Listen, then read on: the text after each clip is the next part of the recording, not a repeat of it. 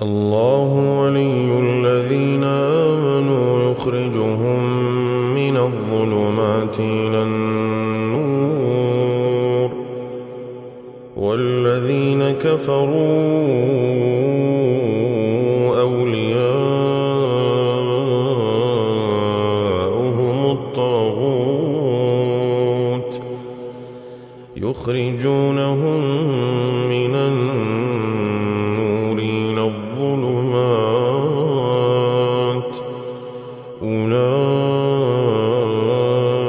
أولئك أصحاب النار هم فيها خالدون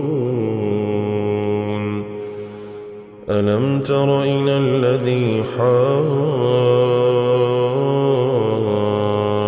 إبراهيم في ربه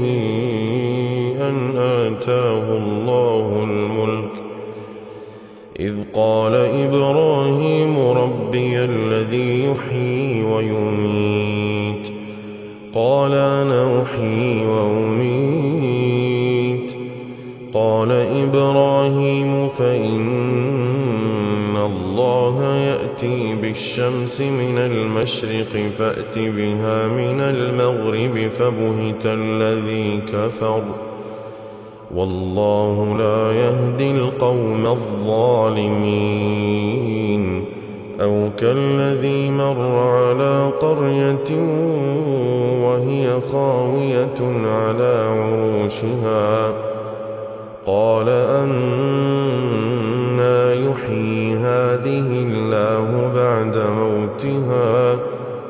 فأماته الله 100 عام ثم بعثه قال كم لبثت قال لبثت يوما أو بعض يوم قال بل لبثت 100 عام فانظر إلى طعامك